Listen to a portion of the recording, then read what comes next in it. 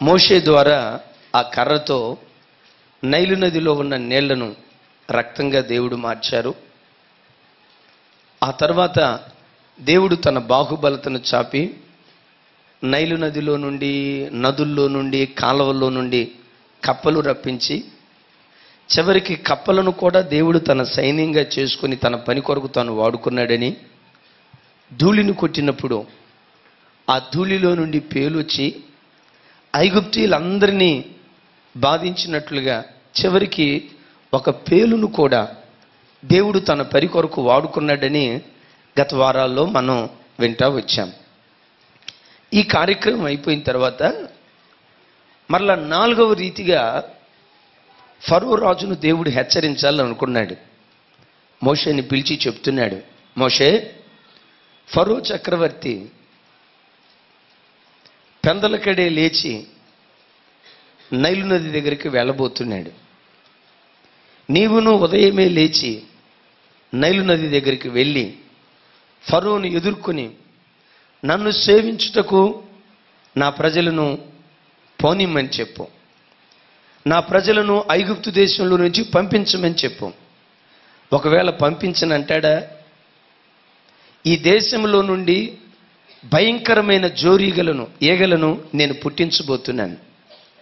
ఆ జోరీగలను పుట్టించి ఐగుప్తీయులందరినీ నేను బాధించబోతున్నాను అని ఒక హెచ్చరిక దేవుడు మోషే ద్వారా ఫరో రాజుకి ఇస్తూ ఉన్నాడు.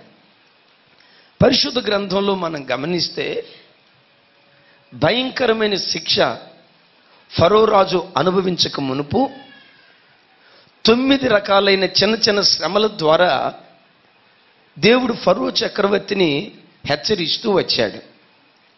విశ్వాసులారా గమనించండి, దేవుడు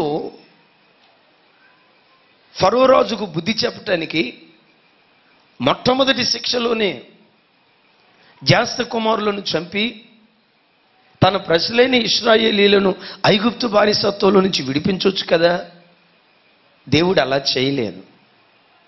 ఎందుకు దేవుడు ఆయన చేయలేదు? 9 రకాలైన చిన్న చిన్న పరీక్షలు పెట్టి ఆ పరీక్షల ద్వారా ఫరో రాజు యొక్క హృదయం మార్చుదామని దేవుడు అనుకొని చిన్న చిన్న పరీక్షల ద్వారా ఫరో రాజును దేవుడు ఇబ్బంది గురి చేస్తా ఉన్నా ఫరో రాజు తన మనసును మార్చుకోలేకపోతున్నాడు. ఇప్పుడు ప్రశ్న ఏంటంటే, ఇన్ని చిన్న చిన్న సమస్యలు ఫరో రాజుకు దేవుడు ఇచ్చే బదులు ఒకేసారి పెద్ద శిక్షనిచ్చి తన ప్రజలను దేవుడు విడిపించవచ్చు కదా అని అంటే, పరిశుద్ధ గ్రంథంలో దేవుని మనస్సు లేఖనంలో నుంచి మనం చూస్తే ఏ నరునికైనా హృదయపూర్వకంగా దేవుడు బాధనైనా విచారణైనా ఆయన కలుగు చేయడట. విలాప వాక్యాల్లో ఇర్మియా భక్తుడు అంటాడు, దేవుడు శక్తివంతుడు కదా, విని వెంటనే ఫరో రాజును శిక్షించి ఉగ్రతకు గురి చేసి తన ప్రజలను విడిపించవచ్చు కదా. ఎందుకు ఆయన విడిపించట్లేదంటే, మనం ఆరాధించే ఆ దేవునికి ఉన్న గొప్ప మనస్సు ఏ నరునికైనా హృదయపూర్వకంగా ఆయన బాధనైనా విచారాన్నైనా కలుగు చేయడట. ఏ నరునికైనా. ఇప్పుడు మీరు కానీ నేను కానీ ఉన్నామనుకోండి, సహజంగా మన మనస్తత్వం ఎలాంటిదంటే, వెంటనే ఎదుటివాడిని మాటలతో కానీ పనులతో కానీ మనం గాయపరుస్తాం. ఎదుటివాడు బాధపడుతున్నా కొన్నిసార్లు మనసును కఠినం చేసుకొని మనం వెళ్ళిపోతాం. కానీ నీవు ఆరాధించే నీ దేవుడు ఎవరో తెలుసా? హృదయపూర్వకంగా ఏ నరునికైనా బాధనైనా విచారాన్నైనా ఆయన కలుగు చేసే దేవుడు కాదంట.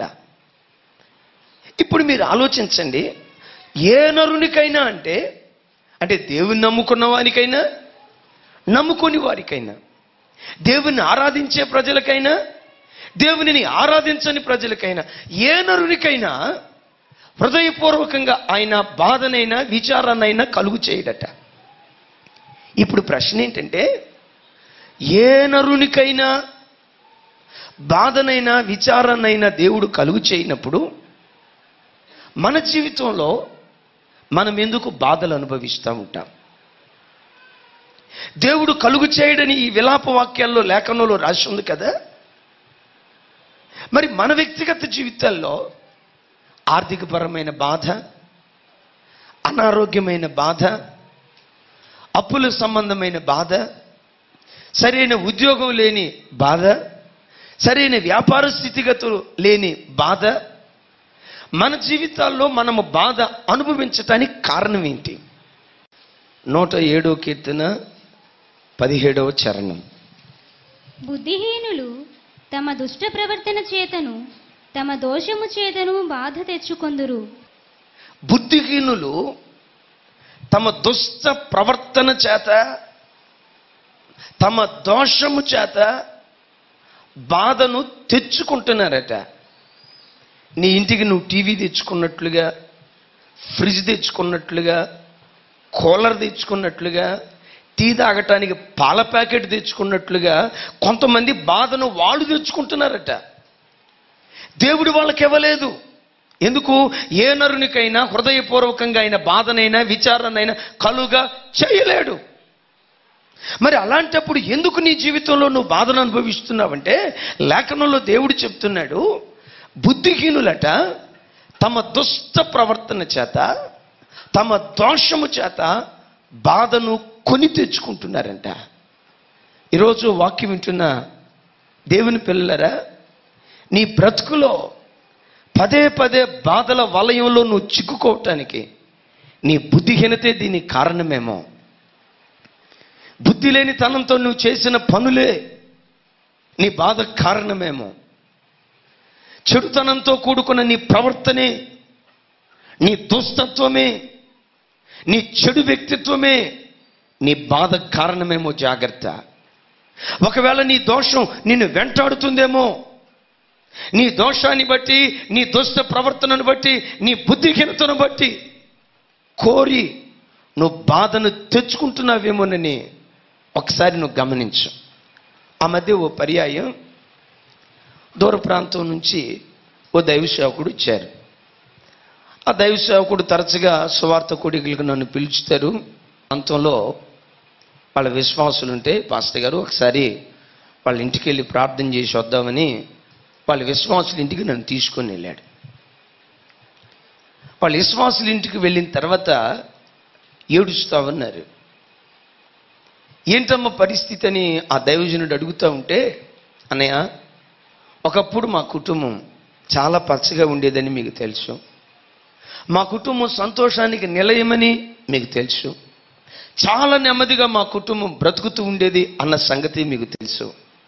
ఇప్పుడు స్థితిగతులు మారిపోయాయి. పరిస్థితులన్నీ తలకిందులైపోయాయి. పూర్తిగా అప్పుల పాలైపోయాం. ఉన్న 2 ఇళ్ళు అమ్మేసుకున్నాం. ఈరోజు పరిస్థితి ఏంటంటే, ఆ తల్లి చెప్పిన మాట, ఏ రోజు రేషన్ ఆ రోజు తెచ్చుకుంటాం. అరకిలో బియ్యం, కిలో బియ్యం, ఏ పూట రేషన్ ఆ పూట తెచ్చుకుంటూ అతి దారిద్ర్యాన్ని మేము అనుభవిస్తూ ఉన్నాం. అయ్యో, ఇన్ని బాధలు వచ్చినాయమ్మా, అయ్యో ఇంత బాధల పాలైపోయారా అని ఆ దైవ సేవకుడు మాట్లాడుతూ ఉంటే ఆ తల్లి చెప్తుంది, అన్నయ్య, ఒక యథార్థం, ఈ బాధ దేవుడిచ్చింది కాదు, మా బుద్ధిహీనతను బట్టి మేము తెచ్చుకున్నాం. మా భర్త దుష్ప్రవర్తనను బట్టే ఈ బాధను మేము తెచ్చుకున్నాం. బుద్ధిపూర్వకంగా మా దోషాన్ని బట్టి దేవుడిచ్చాడని అనొద్దన్నా. దేవుడిచ్చాడు అంటే మేము అబద్ధికులం అవుతాం. మేము అనుభవిస్తున్న ఈ బాధకు కలిగిన కారణం ఆ తల్లి చెప్తుంది, నా భర్త దుష్ట ప్రవర్తన. అడుగుతున్నాడు ఆయన, ఏమైందమ్మా? అన్నయ్య, మీకు తెలుసు కదా, మా భర్త ఒక 20-30 మంది పనివాళ్ళని తీసుకొని వెళ్ళి కాంట్రాక్ట్ పనులు చేపిస్తాడని మీకు తెలుసు కదన్నా. ఆయన కాంట్రాక్ట్ పనులు చేస్తూ చక్కగా మందిరానికి వస్తున్న దినాల్లో నా భర్త చేతుల కష్టార్జితాన్ని దేవుడు ఆశీర్వదించాడు. ఆశీర్వదించి ఈ ప్రాంతంలో ఒక 2 గృహాలు కొనుక్కున్న తర్వాత 40 మంది దాకా పనివాళ్ళు నా భర్త దగ్గర పనిచేయటం ప్రారంభించారు. పని ఎప్పుడైతే వృద్ధి అయిందో డబ్బులు ఎప్పుడైతే అధికమైపోయాయో ఆదివారం మందిరానికి రావటం కూడా తగ్గించాడన్న. ఎక్కడికి రావటానికండి చెప్పాలి? ఎక్కడికి రావటానికి? మందిరానికి రావటం కూడా తగ్గించాడన్న. మందిరానికి రావటం ఎప్పుడైతే తగ్గించాడో తెలియకుండా సైతాను నా భర్తను పట్టుకుందన్న. మా భర్త దగ్గర పనిచేసే ఒక స్త్రీతో తను ఒక చెడులో పడిపోయి భయంకరమైన పాపంలో కూరుకుపోయాడు. అసలు ఆదివారపు ఆరాధనే మానేశాడు. నేను రోజు చెప్తా ఉన్నాను, అయ్యా దేవునికి హెచ్చించటం తెలుసు, సింహాసనం మీద కూర్చోబెట్టడం తెలుసు, సింహాసనం మీద నుండి నెట్టివేసి గడ్డి తినిపించడం దేవునికి తెలుసు, ఊరేగించడం ఆయనకి తెలుసు, అవమానానికి అప్పగించడం ఆయనకి తెలుసు, ఘనాస్పదముగా నిలవబెట్టడం ఆయనకి తెలుసు, అవమానాస్పదంగా బ్రతుకును మార్చటము ఆయనకి చాతును. మార్చుకోయ్యా. వద్దు ఈ ప్రవర్తన, వద్దు ఈ దుష్ట సాంగత్యం, వద్దు ఈ చెడు క్రియలు. ప్రతిసారి ఏడ్చుకుంటాను నా భర్తకు నేను చెప్పేదాన్ని. విన్నట్లుగానే వినేవాడు, ఆలకించినట్లుగానే ఆలకించేవాడు. తన ప్రవర్తన తాను మార్చుకోలేదన్నా. సంవత్సరన్నరలో మా పరిస్థితులన్నీ తలకిందులైపోయాయి. ఏమైందో తెలియదు, అప్పులు. ఏమైందో తెలియదు, ఉన్నాయన్నీ అమ్ముకున్నాం.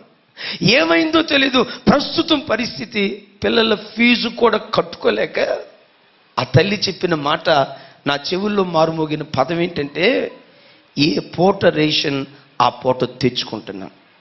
అయ్యో ఎంత బాధ కలిగిందమ్మా అని ఆయన అంటే, ఆ తల్లి అంటది, అయ్యా ఈ బాధ దేవుడు ఇవ్వలేదయ్యా, ఈ బాధను బుద్ధిపూర్వకంగా మేము కొని తెచ్చుకున్నాం.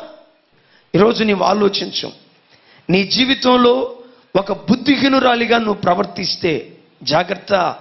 నీ వాకిటి దగ్గర బాధలు కాచుకున్నాయి.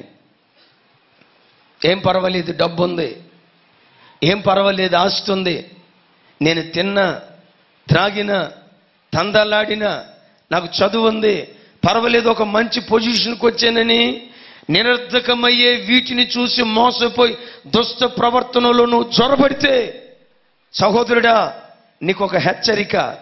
నీ ఇంటి చుట్టూత, నీ వాకిలి చుట్టూత బాధలు కాచుకున్నాయి, జాగ్రత్త. ఆ బాధల బంధకంలో నువ్వు పడిపోతే నిన్ను విడిపించేవాడు ఎవ్వడు లేక ఆ రోజు ఏడుస్తావు, ఆ రోజు గుండెలు బాదుకుంటావు, ఆ రోజు కన్నీళ్లు విడుస్తావు. అయ్యో నా బుద్ధిహీనతను బట్టే కదా ఇవి జరిగింది, అయ్యో నా దుష్ట ప్రవర్తనను బట్టే కదా ఇవి నాకు సంభవించిందని అన్ని పోగొట్టుకున్న తర్వాత ఒక దిక్కుమాలిన దానిలాగా ఏడ్చే స్థితి, ఒక దిక్కుమాలిన వాడిలాగా ఏడ్చే పరిస్థితి నీకు రాకుండానట్లుగా ఓ దైవజనుడిగా ఈ దినాన దేవుడు హెచ్చరిస్తున్నాడు.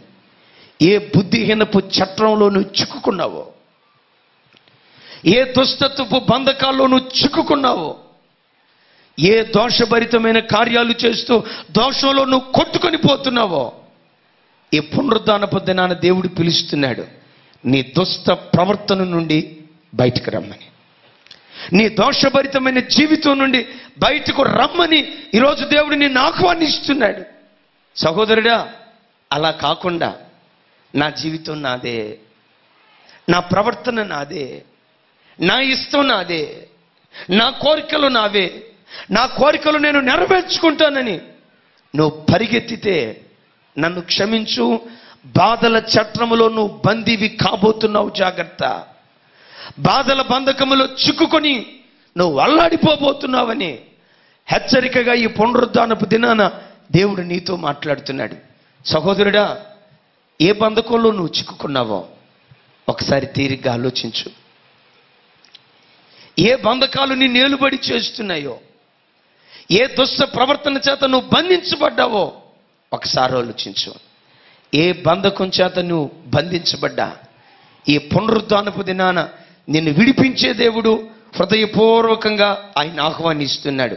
నీ బంధకాలు ఎంత బలమైనవైనా శక్తివంతుడైన దేవుడు నీ బంధకాలు తెంచునుగాక. దేవుడు అంటాడు. ఈ మాట ఫరోతో చెప్పు. ఈ మాట పట్టుకొని మోషే వెళ్ళాడు. అయ్యా, దేవుడు నీ దేశంలోకి ఈగలను పంపి నీ దేశాన్ని పాడు చేయాలని సంకల్పిస్తున్నాడు. ఫరో అనుకోని ఉంటాడు. మన వాక్యం వినేటప్పుడు కూడా ఏమిరా అన్న ఈగలను గూర్చి, దోమలను గూర్చి, ధూళిని గూర్చి, దుమ్మును గూర్చి చెప్తున్నాడు అని మనం అనుకుంటా ఉంటాం. అని అద్భుతం ఏంటో తెలుసా? ఆ బలవంతుడైన దేవుడు తన పని కొరకు ఈగను దేవుడు ఎన్నుకున్నాడు. లోకంలో ఒక సామెత ఉంది, బలవంతుని కంట గడ్డి పరక కూడా ఒక బలమైన ఆయుధమేనట. బలవంతుడికి గడ్డి పరక అది ఎండి చివరికి ఆ ఎండిపోయినటువంటి ఆ గడ్డి పరకను పశువులు కూడా తినలేవు. Praise the lord. మీరు గమనించండి, పశువులు ఎండుగడ్డి ఇష్టంగా తింటాయా, పచ్చిగడ్డి ఇష్టంగా తింటాయా? గట్టిగా. ఆ మధ్య ఒక ఆయన ఎద్దుకి పచ్చ కళ్ళజోడు పెట్టాడంట. పచ్చటి కళ్ళజోడు. ఒరే, మీకు అర్థమైపోయింది, నేను చెప్పక మునిపే అర్థమైపోయింది. ఒరే, ఎద్దుకు పచ్చటి కళ్ళజోడు పెట్టే వింటరా అంటే అంటాడంట, పచ్చిగడ్డి దొరకట్లేదండి. ఒరే, పచ్చిగడ్డి దొరకపోతే పచ్చ కళ్ళజోడు ఎందుకు పెట్టావు అంటాడు.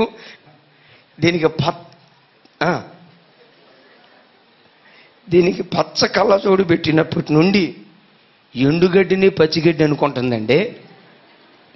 నేనేం తెలివి తక్కువతనంతో పెట్టలా, లేకపోతే ఎద్దుకేదో అందం రావాలి, ఈ ఎద్దును అందంగా డెకరేట్ చేయాలి, ఆ పర్పస్ నిమిత్తం పచ్చ కళ్ళజోడు పెట్టలా.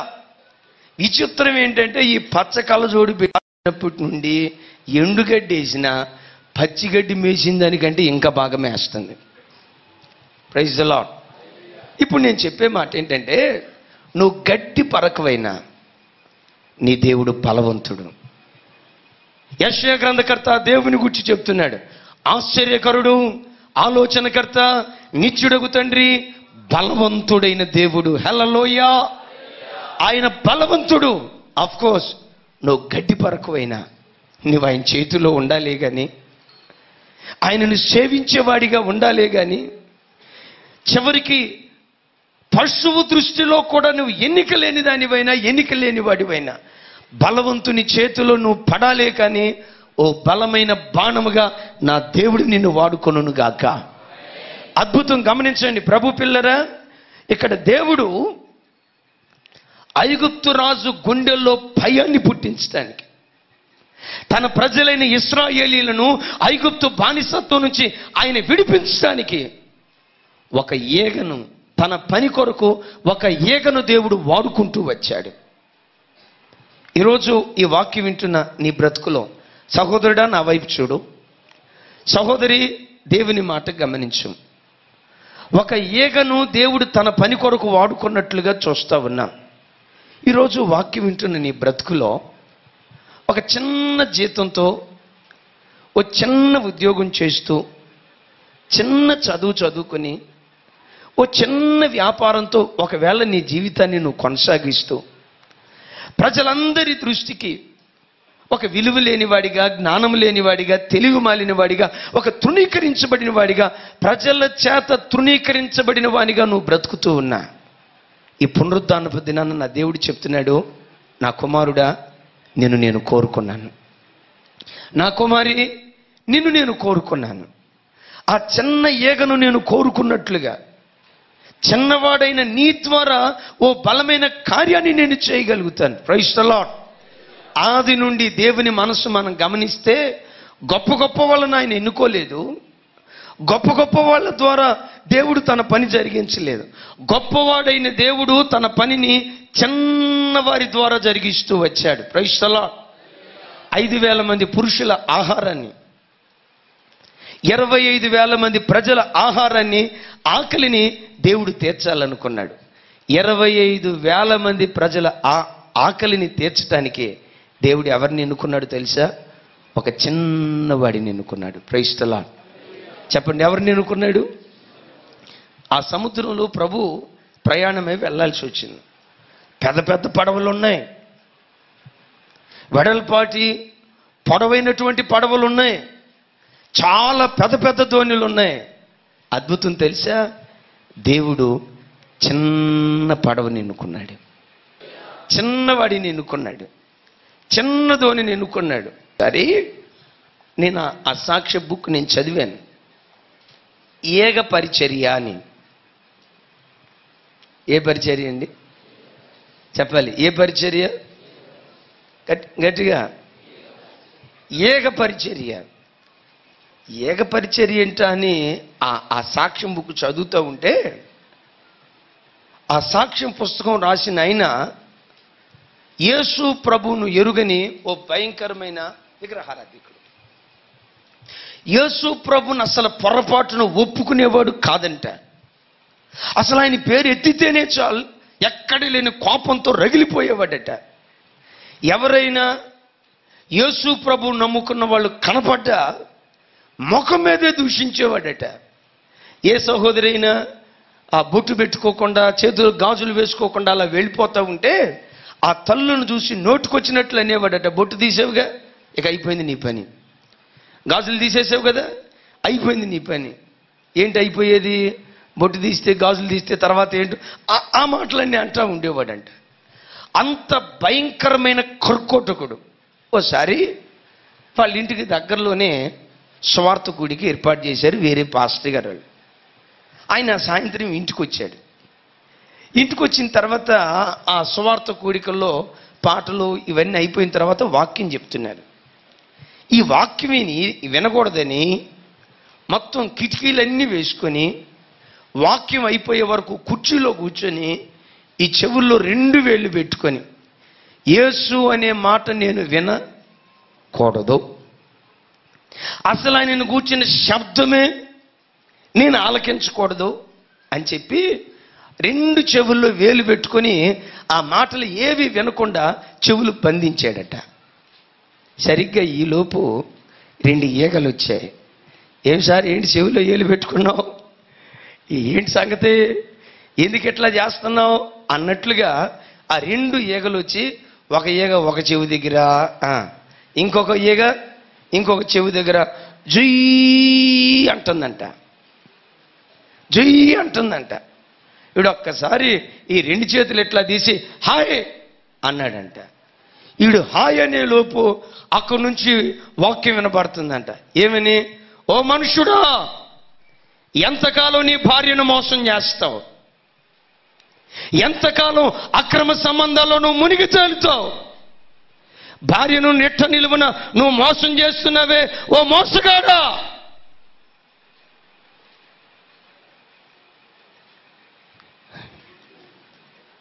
వీడికి కనపడింది ఈ మాట.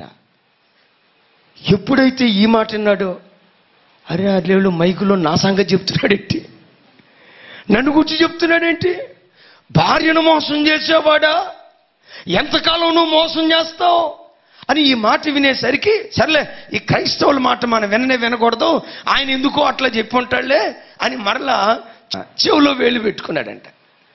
చెవిలో వేలు పెట్టుకునేసరికి మరలా ఈగలు 2, ఏం బ్రదరు మళ్ళా చెవిలో పెట్టుకున్నావేంటి, ఎంత చక్కగా దేవుని వాక్యం వినబడుతూ ఉంటే, దేవుని మాటలు వినబడుతూ ఉంటే వినకూడదని వేలు పెట్టుకున్నావేంటని మరలా ఈగలు వచ్చి ఇటొక ఈగ అటొక ఈగ. ఒక 5 నిమిషాల తర్వాత జుయ్యమని మోత మోగుతున్నాయి అంట.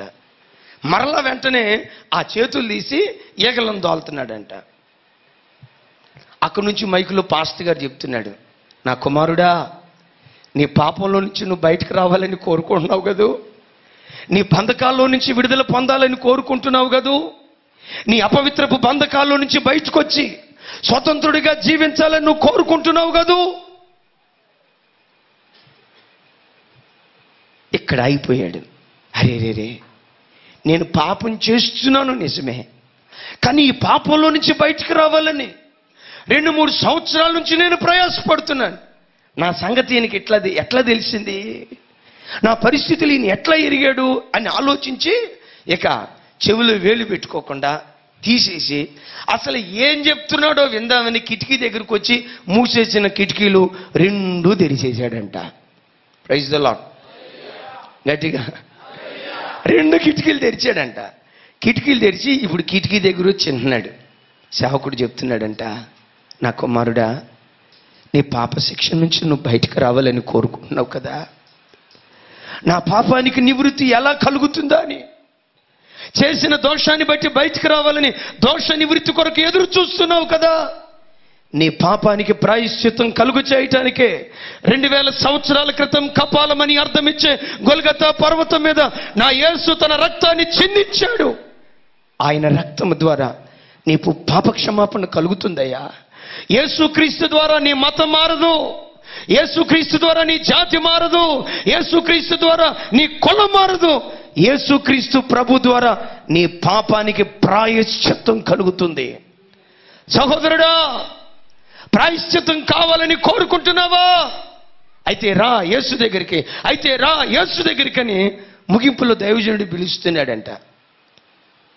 రా రా అని దైవ సేవకుడు పిలుస్తూ ఉంటే ఈయన ఉన్న పాటునే మీటింగ్ జరుగుతున్న స్థలానికి పరిగెత్తుకుంటా వెళ్ళి దైవ సేవకుని పాదాల మీద పడి, అయ్యా ఆ యేసు నాకు కావాలి, ఆ యేసు కొరకు నేను బ్రతకాలి, యేసు రక్తము ద్వారా దొరికే ఆ పాప క్షమాపణ నాకు కావాలి. దేవుని మహాకృప, రక్షించబడ్డాడు, బాప్తిస్ము తీసుకున్నాడు, ఒక అద్భుతమైన సాక్షిగా దేవుని చేతిలో వాడబడుతున్నాడు. చెప్పకూడదు గట్టిగా. ఇప్పుడు అడుగుదాం ఆయనకి, అయ్యా నీకు సువార్త చెప్పి వాక్యం చెప్పి నువ్వు రక్షించబడటానికి కారణం ఎవరు? ఎవినేద్రి పాస్టర్ గారు ఏమన్నా వచ్చాడా? సుధాకర్ బిషప్ గారు ఏమన్నా వచ్చాడా? యేసురత్నం రెవరెండ్ గారు ఏమైనా వచ్చాడా? ఈ రెవరెండ్లు 62 ఏమీ రాలా. ఒరే, మీకు వచ్చి సువార్త చెప్పింది ఎవరు? నిన్ను రక్షించింది ఎవరు అంటాడు. నేను ఏక ద్వారా రక్షించబడ్డాను. గట్టిగా చప్పట్లు కొడదాం. హల్లెలూయా. నా ప్రభు పిల్లరా, నీ తెలివి తక్కువ తనాన్ని బట్టి, నీ ఉద్యోగ స్థలంలో వీడి తెలివి తక్కువవాడు, ఈమె తెలివి తక్కువది అని నిన్ను చిన్నచూపు చూస్తున్నారా? తృణీకరించి నిన్ను గురించి వాళ్ళు మాట్లాడుకుంటున్నారా? నీకు ఒక అద్భుతమైన వార్త. ఎందుకు పనికిరాదని ప్రజలు నిన్ను గురించి మాట్లాడుకుంటే సర్వశక్తి కలిగిన దేవుడు నిన్ను పనికొచ్చే పాత్రగా ఆయన నిలవబెట్టగలడు. రావ్ షాబాలా తీరావ్ షాబాలా తీరా. హల్లెలూయా. ఇది పనికిరాని పాత్ర, ఇది నిరుపయోగమైన పాత్ర, ఇది వ్యర్థమైన పాత్ర, వీడు వ్యర్థుడు అని ఒకవేళ ప్రజలు నిన్ను గూర్చి మాట్లాడుకుంటే నేను ప్రకటించే నా దేవుడు ఎవరో తెలుసా? నీవు ఆశ్రయించిన నీ దేవుడు ఎవరో తెలుసా? మట్టి ఘట్టాలలో తన మహిమైశ్వర్యాన్ని నింపి తన మహిమ కొరకు మట్టి ఘట్టాల్లో నిలవబెట్టగలిగిన మహిమా స్వరూపి అయిన దేవుడు. చెప్దాం ఆమేన్. ఇప్పుడు గమనించండి, ఫరోతో మోషే మాట్లాడుతున్న మాట ఏంటంటే, నన్ను సేవించున్నట్లు నా ప్రజలను విడిపించు అంటాడు. ఆ తర్వాత ఈగను దేవుడు పుట్టించాడు. ఇప్పుడు సందేశం ఏంటంటే, ఒక ఈగ ద్వారా దేవునిని సేవించటం ఏంటో, దేవునిని ఎలా సేవించాలో ఒక అద్భుతమైన సందేశాన్ని ఈగ ద్వారా ఇశ్రాయేలు ప్రజలకు దేవుడు ఇస్తున్నాడు. బాగా ఆలోచించండి. ఒక ఈగ ద్వారా ఇశ్రాయేలీలకు ఒక పాఠాన్ని నేర్పుతున్నాడు. ఇప్పుడు మీరు అనొచ్చు, ఈగ ద్వారా దేవుడు ఎలా పాఠాన్ని నేర్పాడు? చూడండి, కీర్తనల గ్రంథంలో ఓ చోట రాసి ఉంది. చూడండి, గమనించం. 105వ కీర్తన 31వ వచనం. ఆయన ఆజ్ఞ ఇయ్యగా జోరీగలు పుట్టెను. మనుషుడు తప్ప ఈ సృష్టిలో ఉన్న ప్రతి జీవరాశి, అందరూ చూడాలి, ఈ సృష్టిలో ఉన్న ప్రతి జీవరాశి నోటి మాట ద్వారా కలిగారు. ఇప్పుడు ఐగుప్తు దేశంలో ఉన్న ఐగుప్తీయులను దేవుడు ఈగల ద్వారా తాను బాధించాలనుకున్నాడు. ఈ దేశానికి ఈగలను దేవుడు ఎక్కడి నుంచి రప్పించాడు? ప్రక్క దేశాల నుంచి రప్పించాడా? నైలు నది పరివాహక ప్రాంతాల నుంచి దేవుడు రప్పించాడా అని లేఖనంలో చూస్తే లేదండి. అప్పటికప్పుడే దేవుడు ఈగలను నూతనంగా పుట్టించాడట. ఈ ఈగలెవరు? అప్పటికప్పుడే పుట్టిన చిన్న బేబీస్. Praise the lord. చెప్పాలి ప్రైజ్ ద లార్డ్. ఒకసారి మీరు అప్పుడే పుట్టిన వాటికి ఎగరటం వచ్చా? గంటల కొద్ది ఎగురుతూ శబ్దాలు చేయటం వచ్చా? కానీ ఆయన ఆజ్ఞ ఇచ్చాడు కదా, అయ్యా మాకు ఎగరటం రాదయ్యా, మేము ఇప్పుడే కదయ్యా పుట్టింది, మా తల్లి ఎలా ఎగరాలో మాకు నేర్పలేదే, మా తల్లి దగ్గర మేము చూడలేదే, నేర్చుకోలేదే, ఇప్పుడు ఎలా ఎగరగలుగుతామయ్యా అని దేవుని మాటను విభేదించక, అయ్యా ఈ ఇశ్రాయేలీయులు నిన్ను సేవించకపోయినా మేము నిన్ను సేవిస్తామయ్యా. ఎలా సేవిస్తారు ఎగలారా? నీ ఆజ్ఞకు లోబడుట ద్వారా. చప్పట్లు కొడదాం గట్టిగా గట్టిగా హల్లెలూయా. యేసు ప్రభు అంటారు, ఒకడు నన్ను సేవించిన యెడల నన్ను వెంబడిస్తాడు, నన్ను వెంబడించేవాడు నా ఆజ్ఞను గైకొంటాడు అంటాడు. ఏంటయ్యా దేవుని సేవించటం? ఆలోచించండి. దేవునిని సేవించటం అంటే దేవుని ఆజ్ఞకు లోబడటమే దేవుని సేవించటం. ఇప్పుడు ఈ ఈగలకు ఎగరటం రాదు వాస్తవంగా, అప్పుడే పుట్టిన బేబీస్వి. అయితే ఆయన ఆజ్ఞ ఇచ్చాడు గనక ఎగరటం కష్టమైనా, ప్రయాణం చేయటం భారమైనా ఆయన చెప్పాడు, మేం చేస్తాం. ఆయన చిత్తానికి మా శిరస్సు వంచుతాం. ఆయనను సేవించుటే మా జీవిత భాగ్యం. ఆమేన్. ఇప్పుడు వచ్చి ఏం చేశాయి? ఒక ఈగ కాదు, 2 ఈగలు కాదండి, కొన్ని కోట్ల ఈగలు ఐగుప్తీయుల గృహాల నిండా నిండుకున్నాయి. మీరు అనుకోవచ్చు, ఈగల ద్వారా దేవుడు ఏం బాధ పెట్టుంటాడా, ఐగుప్తుని ఏం బాధ పెట్టుంటాడా అని మీరు తేలిగ్గా అనుకుంటారేమో. కానీ ఒక చిన్న ఈగ సింహానికి నిద్ర లేకుండా చేసింది. ఒక చిన్న ఈగ సింహానికి నిద్ర లేకుండా చేసింది. చివరికి ఆ సింహమే పారిపోయేటట్లుగా చేసింది. ఎలాగంటే, ఒక సింహం, నేను అరణ్యానికి మృగరాజుని, నువ్వు రాజు అయితే నేను రాజాతి రాజుని, నోర్మై మరలా వచ్చి కుయ్యి అంటే ఇక అది ఒక్కసారి దూకి నోటితో తిందామనుకుంది. ఎగిరిపోయిన ఈగలు. మరలా వచ్చి పండుకుందామని సింహం అనుకునే లోపు మరలా ఈగలు వచ్చి గొయ్యమంటా ఉంటే ఇక సింహం చివరికి ఏం చేసిందో తెలుసా? ఛీ, ఏనండి, ఛీ, ఇక నాకు ఈ స్థలమే వద్దు, నేను దూరంగా వెళ్ళిపోతాను. అది వెళ్ళిపోతా ఉంటే ఈగలు తీసి అంటే అది ఈ ప్లేస్ మాది, వెళ్ళిపో అంటున్నాయి. ఇప్పుడు ప్రశ్న ఏంటంటే, మీరు ఆలోచించడానికి మాట చెప్తున్నాను. ఒక్క ఈగ కాదు, 2 ఈగలు కాదు, ఒక ఈగల గుంపు ఐగుప్తు దేశం అంతా ఏలుబడి చేస్తా, అవి ధ్వని చేస్తా ఉంటే ఆ ధ్వని ఐగుప్తీయులకు నిద్ర లేకుండా చేసింది. హల్లెలూయా చెప్దాం, హల్లెలూయా. ఇప్పుడు నా తట్టు చూడండి. ఈగలు ఐగుప్తీయులకు నిద్ర లేకుండా చేసింది వాటి ధ్వని ద్వారా. ఈరోజు యేసు రక్తముతో కడగబడిన నీ బ్రతుకులో, నా బ్రతుకులో ప్రతి క్రైస్తవుడు సాతానుకు నిద్ర లేకుండా చేయుదురుగాక. గట్టిగా చప్పట్లు కొడుతూ దేవునికి స్తోత్రాలు చెప్తాం. ఐగుప్తు రాజుకు నిద్ర లేదు, ఐగుప్తు అధికారులకు నిద్ర లేదు, ఐగుప్తు ప్రజలకు నిద్ర లేదు. నిద్రలేని రాత్రులు వారు గడుపుతూ వచ్చారు. ఎందుకు వాళ్ళకి నిద్ర లేదు? ఈగల మోత, ధ్వని, ఈ కేకలు, అరుపులు, ఈ ధ్వనులు విని వారు నిద్రపోలేకపోయారు. ఈరోజు వాక్యం వింటున్న పిల్లరా, ఐగుప్తు దేశములో ఈగల ధ్వని వినబడ్డట్లుగా నీ గుడారములో, నా గుడారములో, మన ఒక్కొక్కరి గుడారాలలో వినబడవలసిన ధ్వనులు గూర్చి చెప్తాను. ఎప్పుడు నీ ఇంటిలో నుండి ఆ ధ్వనులు వినబడితే సాతాను నిన్ను చూసి కానీ, నీ కుటుంబాన్ని చూసి కానీ వాడు గడగడలాడును గాక. గట్టిగా చెప్దాం ఆమేన్. ఏమిటయ్యా నా కుటుంబంలో వినబడవలసిన ధ్వని? దావీదు భక్తుడు అంటాడు, నా విజ్ఞాపన ధ్వని నీ ఆలకించావు, నీకు స్తుతి కలుగును గాక. చెప్పండి, దావీదు ఇంట్లో నుంచి ఏ ధ్వని వినబడిందట? గట్టిగా నా విజ్ఞాపన ధ్వని నీ ఆలకించావు, నీకు స్తోత్రం అంటాడు.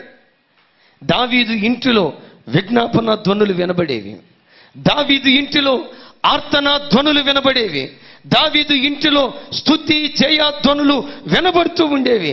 దావీదు ఇంటిలో సువార్త సునాదము వినబడుతూ వచ్చేది. హల్లెలూయా.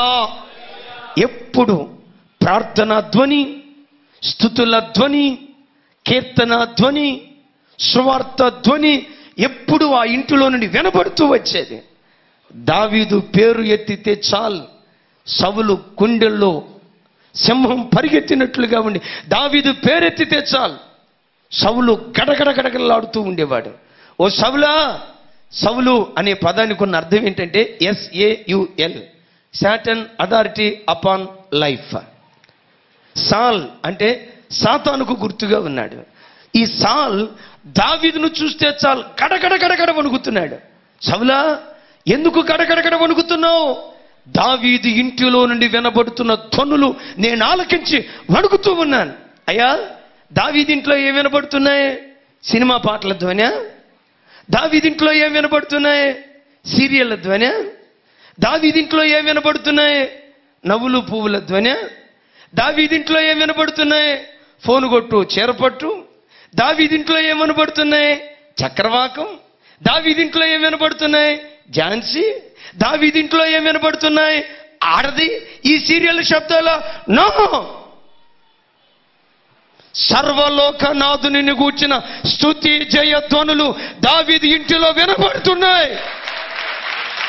ప్రార్థనా ధ్వని తప్ప, స్తుతి జయ ధ్వని తప్ప, కీర్తనీయుడైన యెహోవాను గూర్చిన కీర్తన తప్ప, ఈ ధ్వనులు తప్ప మరి ఏ ధ్వని దావీదు ఇంటిలో వినబడదు, వినబడలేదు, వినబడబోవు. ఆమేన్. వాక్యం వింటున్న సహోదరి సహోదరుడా, నా వైపు చూడు. నీ ఇంట్లో ఏం వినబడుతున్నాయి? వెన కూర్చున్న సహోదరులారా, నా వైపు చూడండి. మీ ఇంటిలో ఏం వినబడుతున్నాయి? ఎప్పుడు భార్యాభర్తల గొడవలు వినబడుతున్నాయా? బూతు మాటలు వినబడుతున్నాయా? కేకలు వినబడుతున్నాయా? అపవిత్రపు శబ్దాలు వినబడుతున్నాయా? సినిమా పాటలు పెట్టుకొని, అపవిత్రమైన సీరియల్ పెట్టుకొని వాటిని చూస్తూ ఆనందిస్తున్నారా? ఆలోచన. మీ ఇంటిలో వినబడుతున్న ధ్వని ఏ ధ్వని వినబడుతుంది? వాక్యం అంటుంది, నీతిమంతుల గుడారాలలో రక్షణను గూర్చిన ఉత్సాహ ధ్వని వినబడును, యెహోవా దక్షిణ హస్తం సాహస కార్యములు చేయును. యేసును గూర్చిన పాట, యేసును గూర్చిన మాట తప్ప, ఆయనను గూర్చిన ప్రార్థన తప్ప మరి ఏ ధ్వని నీ గుడారములో వినబడకుండును గాక. నీకు తెలుసా, మీ ఇంటిలో ప్రార్థన ధ్వని వినబడితే మీ ఇంటికి రోగాన్ని తీసుకురావాలని ప్రయత్నిస్తున్న దురాత్మ వాడు గడగడగడలాడతాడు.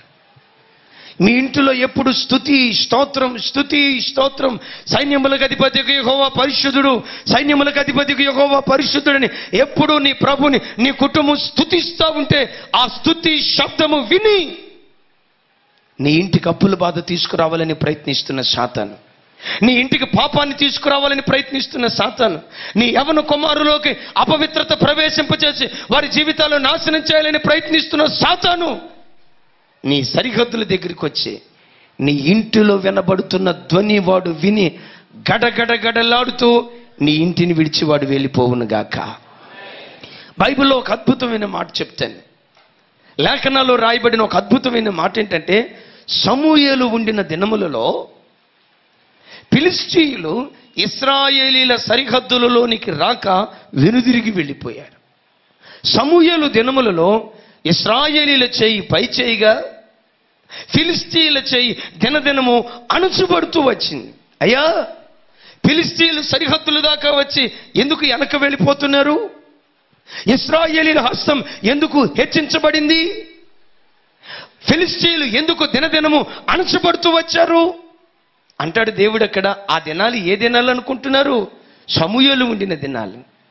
ఆ దినాలు సమూయేలు ఉండిన దినాలు. అయ్యా, ఎవరు సమూయేలు? విజ్ఞాపనకర్త. ఎవరు సమూయేలు? ఆర్తనాధ్వని చేసేవాడు. ఎవరు సమూయేలు? దీపాలను వెలిగించి ధూపవృక్షము ధూపవేదిక దగ్గర ధూపం వేస్తూ నిరంతరము నన్ను స్తుతించే ఒక పవిత్రమైన యాజకుడు. ఆయన ఉండిన దినాల్లో ఐగుప్తు దేశమంతా విజ్ఞాపన ధ్వని వినబడేది, సువార్త ధ్వని వినబడేది, స్తుతి జయ ధ్వనులు వినబడుతూ ఉండేవి గనక ఆ ధ్వనులు విన్నప్పుడు ఫిలిష్తీయులు గడగడలాడి వాళ్ళు వెనక్కి పారిపోతున్నారు. ఆమేన్. ఈరోజు వాక్యం వింటున్న పిల్లలరా, ఓ దైవ సేవకుడిగా నా చేతులు జోడించి నేను ఈ మాట మీకు చెప్తున్నాను. మన ప్రతి కుటుంబాలు యేసును ఆరాధించే కుటుంబాలుగా మార్చబడునుగాక. మన ఇల్లే ఒక ఆరాధనా స్థలంగా ఉండునుగాక. ప్రతి ఉదయం ఆయనను గూర్చిన కీర్తి, ప్రతి సాయంత్రం ఆయన కృపను గూర్చిన ధ్యానం, ప్రతి రాత్రి ఆయన మంచితనాన్ని పొగుడుతూ మన కుటుంబాల్లో ఆయనని స్తుతిస్తూ ఆరాధిస్తూ ఉంటే ఏ శత్రువైనా నీ గుడారంలోనికి రాక, వాడు వచ్చినా నీ సరిహద్దుల్లో నుండి వాడు బయటకు వెళ్ళిపోవును గాక. మరొకసారి నా తట్టు చూడండి. సహోదరుడా, నీ ఇంటిలో ఏ ధ్వని వినబడుతుంది? నా తట్టు చూడండి. మీ ఇంటిలో ఏ శబ్దాలు వినబడుతున్నాయి? భూతుమాటల శబ్దాలు వినబడుతున్నాయా? సినిమాల శబ్దాలు వినబడుతున్నాయా? సీరియల్ శబ్దాలు వినబడుతున్నాయా? భార్యాభర్తలు కొట్లాడుకుంటూ భూతుమాటలు మాట్లాడే శబ్దాలు మీ ఇంటిలో వినబడుతున్నాయా? ఈ రోజు నుండి ఆ శబ్దాలన్నీ నిశ్శబ్దమగునుగాక. కీర్తనీయుడైన యెహోవాను గూర్చిన స్తుతి జయధ్వని ఈ రోజు నుండి ప్రారంభమగునుగాక. ఆ మధ్య ఒక పిల్లోడు స్కూల్కి లేటుగా వచ్చాడంట. ఒరే, ఏమిరా స్కూల్కి లేటుగా వచ్చావు, ఎందుకురా ఇంత ఆలస్యంగా వచ్చావు అన్నాడంట టీచర్ గారు. ఆడన్నాడంట, మా అమ్మ నాన్న కొట్లాడుకుంటున్నారండి, అందుకని ఆలస్యమైంది అన్నాడంట. ఒరే, మీ అమ్మ నాన్న కొట్లాడుకుంటారు కదా, నువ్వు స్కూల్కి వచ్చేయచ్చు కదా అన్నాడంట మాస్టర్. ఎట్లా వచ్చేదండి? నా షూలో ఒక షూ మా నాన్న చేతిలో ఉంది, ఇంకొక షూ మా అమ్మ చేతిలో ఉంది, స్కూల్కి ఎట్లా వచ్చేదండి? ఒరే, స్కూల్కి ఎందుకు లేటుగా వచ్చారంటే మా అమ్మ నాన్న కొట్లాడుకుంటున్నారు అన్నాడు. మరి కొట్లాడుకుంటా వచ్చిన వాళ్ళు అక్కడే పెట్టి నువ్వు పుస్తకాలు తీసుకొని రావచ్చు కదా. ఎట్లా వచ్చానండి? కుడి విషయం నాన్న దగ్గర ఉంది, ఎడమ విషయం అమ్మ దగ్గర ఉంది. నా షూతోనే వాళ్ళు ఒకళ్ళు అర్ధగంట అయిపోయింది, ఆ తర్వాత బయలుదేరి వచ్చాను అన్నాడంట. అయ్యా, కనీసం ఈరోజైనా వాక్యం విని సిగ్గు తెచ్చుకో. పిల్లలకు 15 సంవత్సరాలు వచ్చినాయి, ఇంకా మీ మధ్య కొట్లాట పోలేదే. పెండ్లై 20 సంవత్సరాలు అవుతుంది, మీ మధ్య సఖ్యత లేకపోతే, అమ్మ వినండి, వివాహమై 15 సంవత్సరాలు అయిందే. ఈ 15 సంవత్సరాలైన ఇన్ని సంవత్సరాల కాపురం తర్వాత కూడా మీ మధ్య సఖ్యత లేకపోతే మీ పిల్లలకి ఏం పాఠాలు నేర్పుతారు మీరు? మిమ్మల్ని గురించి మీ పిల్లలు ఏమి నేర్చుకుంటారు?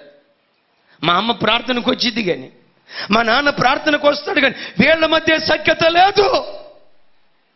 జాగ్రత్త, నీ పిల్లల అపరాధానికి నీవు కారకురాలివి అవుతావు. నీ పిల్లలు దారి తప్పిపోవటానికి ఒక కారకుడైన తండ్రిగా నువ్వు మిగిలిపోతావు. జాగ్రత్త. భార్యాభర్తలు ఇద్దరు మాట్లాడతా, అన్నయ్య 2015 సంవత్సరం జనవరి 1వ తారీఖు నుండి ఈ మార్చి నెల 15వ తారీఖు, మార్చి నెల 15వ తారీఖు వరకు సుమారుగా ఈ 2.5 నెలల పాటు ప్రతిరోజు మా కుటుంబంలో కుటుంబ ప్రార్థన జరిగింది. ప్రతి ఉదయం 1 గంట లేచి ప్రార్థన చేసుకున్నాం. ప్రతి సాయంత్రం మా కుటుంబంలో 1 గంట సేపు కుటుంబ ఆరాధన జరిగించాం. ఆ భార్యాభర్తలు చెప్తున్నారు, అన్నా 2.5 నెలల నుంచి క్రమం తప్పకుండా కుటుంబంలో చక్కగా ప్రభువును ఆరాధిస్తూ ఉంటే ప్రభువు నమ్మి ఇన్ని సంవత్సరాలు అవుతుంది, కానీ ఈ 2015వ సంవత్సరంలో మా కుటుంబం బ్రతికినంత సమాధానంగా సంతోషంగా మరి ఏ సంవత్సరం బ్రతకలేదు. ప్రైజ్ ద లార్డ్ చెప్దాం. Praise the lord. అంతకు మునుపు మా భార్యాభర్తల మధ్య ఉప్పు దగ్గర, పప్పు దగ్గర, కారం దగ్గర, నూనె దగ్గర ఎప్పుడు కిసురు బిసురు ఉంటా ఉండేది. ఏదో ఒక గొడవ జరుగుతూ ఉండేది. అన్నా, ఇంటిలో విజ్ఞాపన ధ్వని ప్రారంభమైంది, తతిమా ధ్వనులన్నీ నిశ్శబ్దమైపోయాయి. Praise the Lord, praise the Lord. ఈరోజు వాక్యం వింటున్న పిల్లరా, నా హృదయపు సందేశం ఏంటో తెలుసా?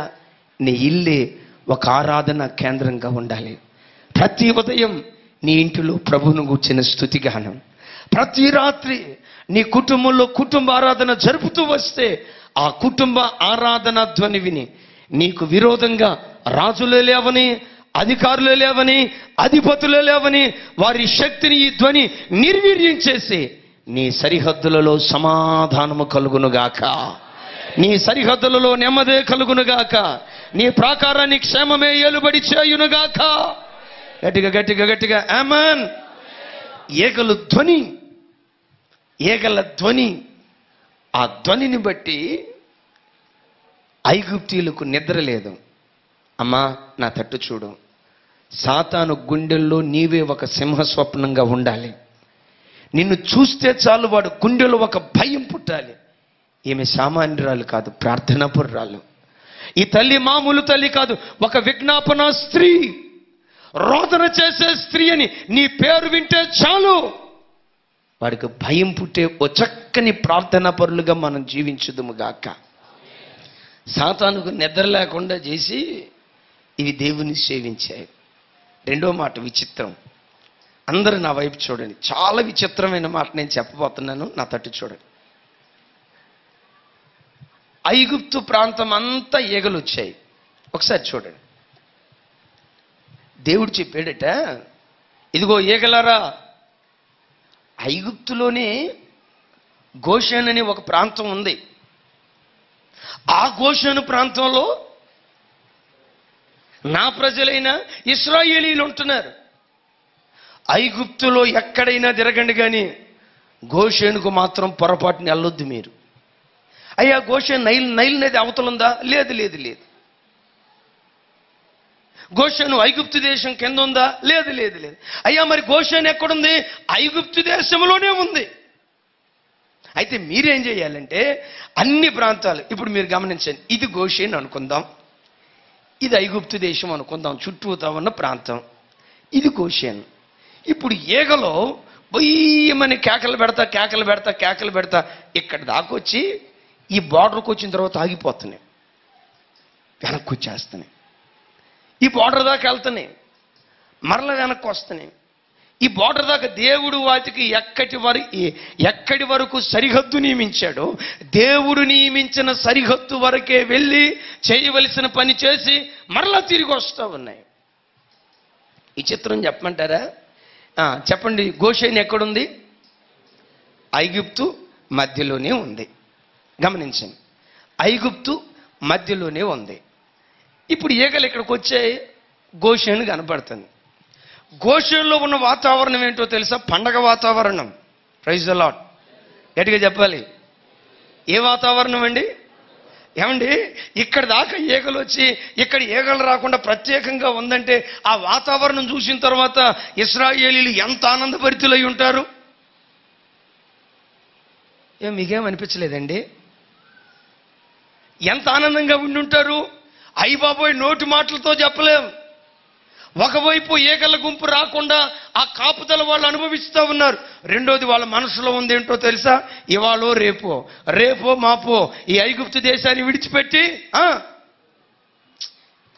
గట్టిగానండి ఈ ఐగుప్తు దేశాన్ని విడిచిపెట్టి మన పాలు తేనెలు ప్రవహించే దేశానికి వెళ్ళబోతున్నాం. 40 రోజుల ప్రయాణం అంట. మరి ఈ ప్రయాణంలో మనకు అరిసెలు కావాలి కదా, చక్రాలు కావాలి కదా, స్వీట్ కావాలి కదా, హాట్ కావాలి కదా అని ఇక అక్కలందరూ ఏ పనిలో ఉన్నారో తెలుసా? బెల్లం పాకం పట్టే పనిలో ఉన్నారు. ఇప్పుడు నా తట్టు చూడండి, ఈగలు ఎక్కడుంటాయి? ఈ చిత్రం అక్కడ లేవు. చెప్పకూడదు. చూడండి, ఈగలు ఎక్కడుంటాయి? ఐగుప్తులో బెల్లం ఉందా? మరి ఎక్కడుంది బెల్లం? ఎక్కడుందండి?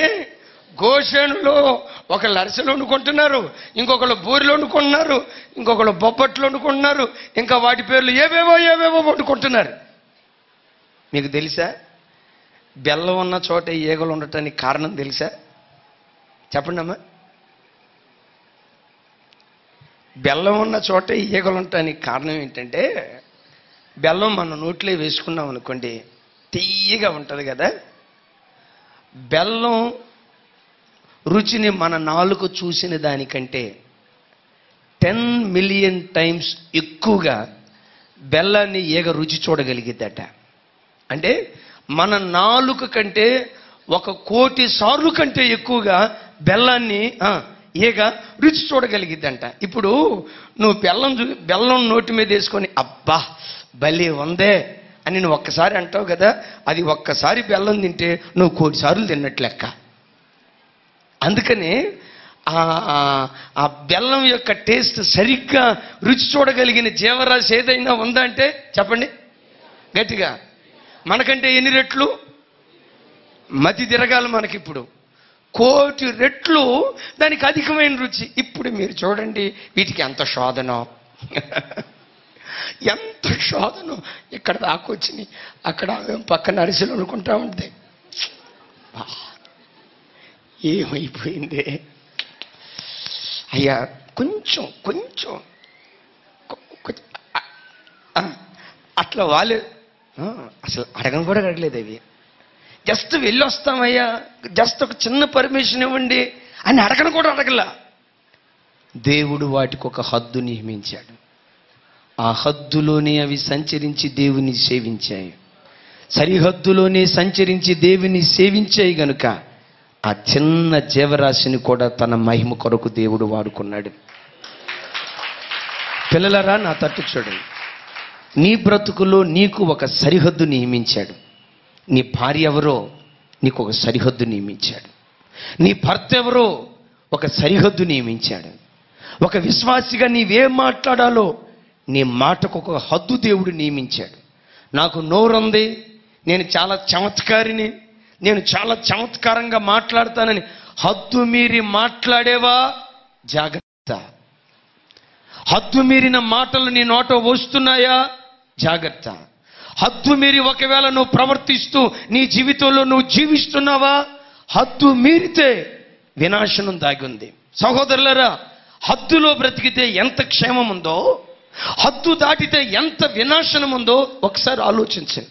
సముద్రాన్ని దేవుడు నియమించినప్పుడు సముద్రానికి దేవుడు సరిహద్దులు ఏర్పరిచాడట. లేఖనంలో రాసి ఉంది, ఓ సముద్రమా ఈ సరిహద్దులోనే నువ్వు ప్రవహించు, ఓ సముద్రమా ఈ సరిహద్దుల్లోనే నువ్వు ప్రవహిస్తూ ఉండని సముద్రానికి సరిహద్దులు నియమించాడు. ఒకవేళ ఈ సముద్రం సరిహద్దులు దాటి ఉప్పొంగిందా సునామీగా మారిపోద్ది. ప్రళయం, ఆహ్లాదకరంగా ఉన్న వాతావరణం. గమనించండి, సముద్రం సరిహద్దుల్లో సంచరించుతున్నంతసేపు మనం సముద్రపు ఒడ్డు దగ్గరికి వెళ్ళి నిలవబడితే ఆహా, మెరీనా బీచ్ ఎంత బాగుందో కదా, బొంబాయి బీచ్ ఎంత బాగుందో కదా, అనుభవించటానికి ఆనందించటానికి అది ఒక అద్భుతమైన స్థలం. అదే ఆ సముద్రం సరిహద్దు దాటితే జలప్రళయంతో ప్రజలు కొట్టుకొని పోతారు. ఈరోజు వాక్యం వింటున్న ప్రభు పిల్లరా, నీ జీవితంలో అనేక పర్యాయాలు ప్రళయం లాంటి శోధనల మధ్యలో నువ్వు చిక్కుకుపోవటానికి కారణం ఏంటో తెలుసా? నీ నోటి మాటకు హద్దు లేదు, నీ ప్రవర్తనకు హద్దు లేదు, నీ చూపుకు హద్దు లేదు. ఏది కోరుకుంటే అది చేస్తూ, ఏది మాట్లాడాలనుకుంటే అది మాట్లాడి, ఏది తినాలనుకుంటే అది తిని, నోటి కదుపు లేకుండా, ఉపవాసం లేకుండా, కడుపును చంపుకోకుండా స్వేచ్ఛగా నువ్వు బ్రతకటాన్ని బట్టి చాలా మార్లు నీ పరిస్థితిలో నీ బ్రతుకు ప్రళయానికి చిట్టుకుంటేమో జాగ్రత్త. ప్రళయంలో చిక్కుబడి నీ జీవితం కొనసాగుతుందేమో జాగ్రత్త. అయ్యా గమనించండి, దేవుడు సూర్యుడికి ఒక హద్దు, చంద్రుడికి ఒక హద్దు, భూమికి ఒక హద్దు, ప్రతి దానికి హద్దులు దేవుడు నియమించాడు. సంచరించు within boundaries, do not exceed. సరిహద్దు దాటొద్దు, సంచరించు, ఈ సరిహద్దులోనే సంచరించు. ఈ సరిహద్దు దాటావా నా వైపు గమనించండి. సూర్యుని దేవుడు కలుగు చేసి ఒక సరిహద్దును దేవుడు నియమించాడు. మీకు తెలుసండి, సూర్యుడు తన సరిహద్దు దాటి 1 కిలోమీటర్ ముందుకొచ్చిన భూమిలో జీవరాశి బ్రతకదట. ఆ అగ్ని వేడిమికి గురై భూమి అంతా అగ్ని చేత కాల్చబడుతూ వస్తుందట. ఎంతండి? జస్ట్ ఈ కోటాను కోట్ల కిలోమీటర్ల దూరంలో 1 కిలోమీటర్, జస్ట్ 1 కిలోమీటర్, జస్ట్ ఒకే 1 కిలోమీటర్ ముందుకొస్తే తన సరిహద్దు దాటి భూమి మీద జీవరాశి బ్రతకదట. అదే సూర్యుడు ముందు కాకుండా 1 కిలోమీటర్ వెనక్కి వెళ్తే భూమి అంతా మంచు చేత కప్పబడిద్దట. సూర్యుడు అంత అందంగా ఎందుకున్నాడో తెలుసా? తన పనిని, తన కర్తవ్యాన్ని నిర్వర్తిస్తూ ఎందుకు ఆశీర్వాదకరంగా సూర్యుడు ఉన్నాడో తెలుసా? తన సరిహద్దుల్లో తాను సంచరిస్తున్నాడు గనక. సహోదరి, నీ సరిహద్దుల్లో నువ్వు సంచరిస్తే నీ కుటుంబానికి దీవెనకరమైన తల్లిగా నువ్వు బ్రతుకుతావు. నీ సరిహద్దుల్లో నువ్వు సంచరిస్తే, సహోదరుడా, ప్రియ తండ్రి, నీ సరిహద్దుల్లో నువ్వు సంచరిస్తే నీ కుటుంబానికి ఒక దీవెనకరమైన తండ్రిగా నువ్వు బ్రతుకుతావు. సరిహద్దులు దాటి విపరీతమైన బుద్ధితో అక్రమస్తుడిగా బ్రతికావా, నీ కుటుంబానికి ఒక శాపగ్రస్తమైన తండ్రిగా నువ్వు మిగులుతావని దేవుని పేరిట నేను హెచ్చరిక చేస్తున్నాను. సరిహద్దుల్లో తిరిగేవాడివా, దాటి ప్రవర్తించేవాడివా? నీ గజ్జెట్టిది, నీ స్థితి ఎట్టిది, ఒకసారి ఆలోచించు. Praise the lord. ఇప్పుడు ఈ ఈగలకి శోధన ఎక్కడుంది? గట్టిగానండి, వాటి మధ్యలోనే ఉంది. కానీ మనసులో ఆ చిన్న జీవరాశికి ఒక స్థిర నిశ్చయిత. దేవుడు ఎక్కడికి వెళ్ళమన్నాడో అక్కడికే వెళ్తాను. దేవుడు ఎక్కడి నుంచి వెనుదిరగమన్నాడో అక్కడి నుంచి వెనుదిరుగుతాను. దేవుడు నాకు చెప్పినట్లుగానే నేను చేస్తాను అని దేవుని మాట పట్ల ఆ చిన్న జీవరాశికి ఒక స్థిర నిశ్చయిత. శోధన మధ్యలోనే ఉంది. వాక్యం వింటున్న పిల్లరా, నా తట్టు చూడండి. నిన్ను ఆత్మీయంగా పడగొట్టే శోధనలు నీ ప్రక్కనే ఉంటాయి. నీ ఉద్యోగం చేస్తున్న నీ కంపెనీలోనే నీ ప్రక్క సీట్లో కూర్చునే సహోదరే నీకు ఒక శోధన. నువ్వు కంపెనీలో ఉద్యోగానికి వెళ్ళినప్పుడు నీ కంపెనీలో నీతో పాటు పనిచేసే సహోదరుడే నీకొక శోధన. నువ్వు బ్రతికే లోకమే నీకొక శోధన. నువ్వు శోధన లేని ప్రత్యేకమైన లోకంలో లేవు. సహోదరుడా, ఈ మాట లోతు గమనించండి. శోధన ఎక్కడుందో తెలుసా?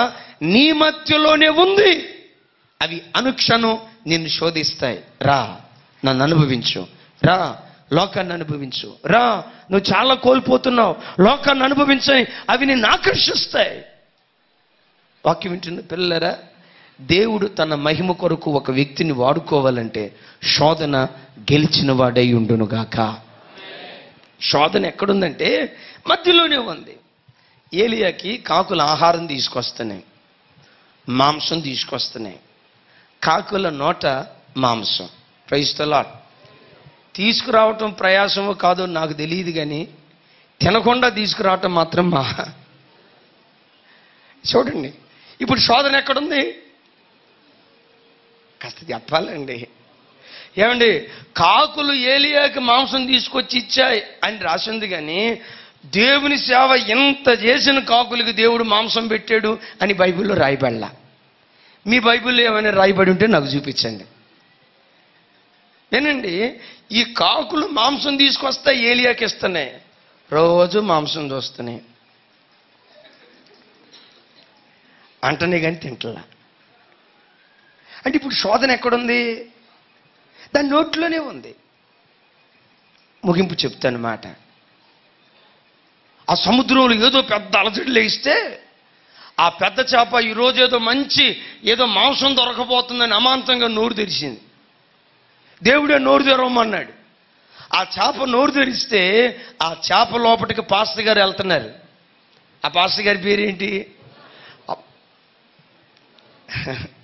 ఆ పాస్టర్ గారు లోపలికి వెళ్తుంటే అనుకుంది ఈ చేప, ఆహా, ఈరోజు మంచి బిర్యానీ దొరికింది, అందులో పాస్టర్ గారి మాంసం. పాస్టర్ గారు అంటే వాళ్ళు భోజనానికి పిలుస్తారు, వీళ్ళు భోజనానికి పిలుస్తారు. వాళ్ళు రొయ్యలు ఫ్రై పెడతారు, వీళ్ళు చేపలు ఫ్రై పెడతారు, వాళ్ళు అది పెడతారు. ఎక్కడెక్కడ వెరైటీ ఫుడ్ అంతా పాస్టర్ గారు తిని ఉంటారు. పాస్టర్ గారి మాంసం ఎంత రుచిగా ఉంటుందో, దేవా నన్ను కనికరించావు, మంచి మాంసం ఇచ్చావు, నీకు వందనాలు అనే లోపు దేవుడు అంటాడు, చేప తినటానికి ఇవ్వలేదు. చెప్పాలి, తినటానికి ఇవ్వలేదు, నీ కడుపులో దాచిపెట్టుకోవటానికి. అబ్బా, నాకు విచిత్రం కలుగు చేసేది ఏంటో తెలుసా? 3 రోజులు శోధన అనుభవించింది.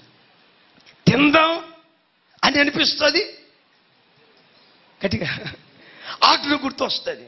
అరే మంచి మాంసం దొరికింది, అనుభవిద్దాం అని అనుకునే లోపు అమ్మో తినవద్దు అన్నాడు కదా, ఆయనను సేవించాలి, ఆయన ఆజ్ఞ వినాలి. ఇప్పుడు నేను అంటాను, శోధన ఎక్కడుంది?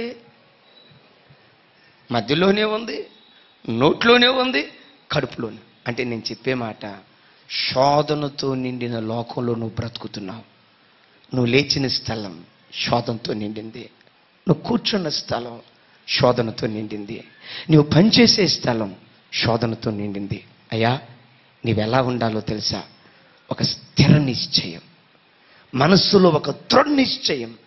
నా ప్రభు కొరకు నేను బ్రతకాలి, నా ప్రభు ఆజ్ఞ నేను నెరవేర్చాలి, నా దేవునికి ఇష్టమైన వాడిగా జీవించాలి. ఎన్ని శోధనలు నా మనస్సు రేపుతున్నా నా యేసుకు సాక్షిగా నేను జీవించాలి. నీ మనసే నిన్ను గెలిపించునుగాక, నీ స్థిర మనసే నిన్ను గెలిపించునుగాక. హల్లెలూయా. మనస్సులో చంచలత్వం కలిగిన వాడివనుకో, ఇర్మియా అన్న దగ్గరే వాక్యం విను. పౌలు గారే వచ్చి నీకు వాక్యం చెప్పని నీ జీవితాన్ని ఎవడు నిలవబెట్టలేడు. కానీ పిల్లలారా, నేను నిలవబెట్టగలిగేదే నీ స్థిరమైన మనస్సు. నా దేవుని కొరకు బ్రతకాలని రోషాగ్నితో కరుడు కట్టుకున్న ఆ స్థిరమైన తీర్మానం. నేను ఈ మాట మరలా చెప్తున్నాను. కరుడు కట్టుకున్న స్థిరమైన తీర్మానం. నా చుట్టూతో శోధనలున్నా నా ప్రభు కొరకు నేను సాక్షిగా బ్రతుకుతాను. నా దేవుని మాట దాటి ఒక్కడుగు కూడా ముందుకెయ్యను.